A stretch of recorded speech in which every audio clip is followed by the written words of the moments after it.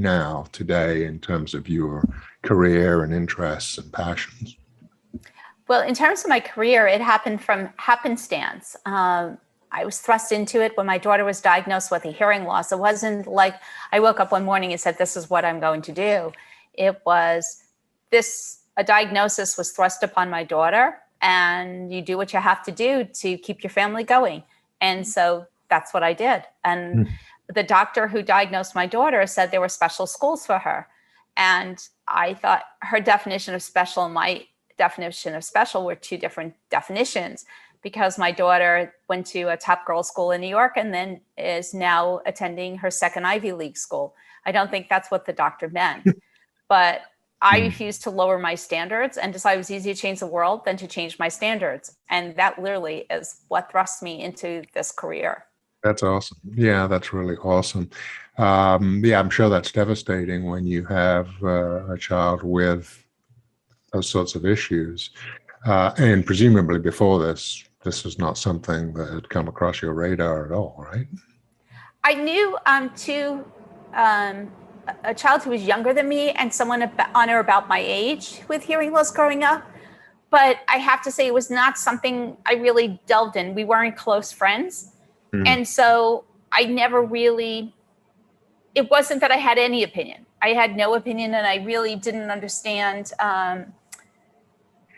the artificial barriers that were in place that prevented them from succeeding. I mean, also, the world has changed a lot in people's perception of how different people are treated. It has changed. And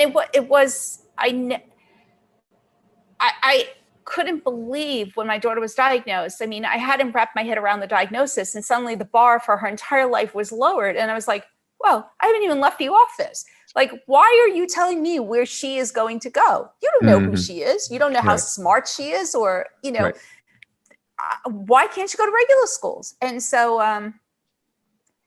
I just decided, no, this isn't going to happen. And she will go wherever we decide, or she decides, as she gets older, she's going to go. But I'm not going to let people's perceptions hold her back. And frankly, it was selfish on my part as well. I didn't want my life changing. You have a life, you're very happy. And suddenly it's like, can't we go places? Why can't we, you live in New York City, you can't go to the theater, you can't go to the museums, you can't go anywhere. I mean, I will say you're in Charleston. So in Charleston, I worked on, we come down every December to this think tank organization, Renaissance Weekend.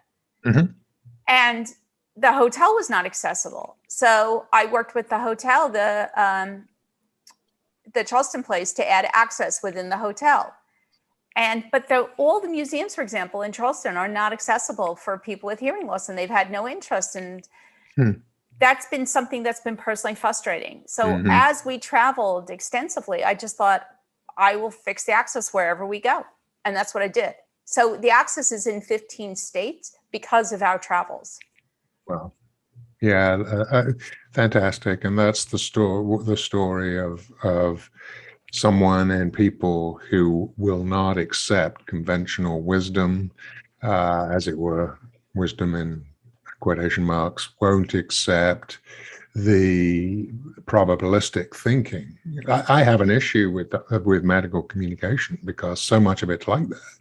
If a doctor says, oh, you've got, 3 months left to live, and you believe him, you probably die within 3 months.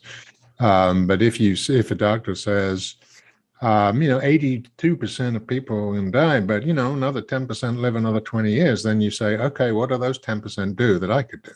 How could I change that? And that's your attitude. And I think that's fantastic. And that's what changes the world. So thank you for having that mindset, because it is absolutely critical.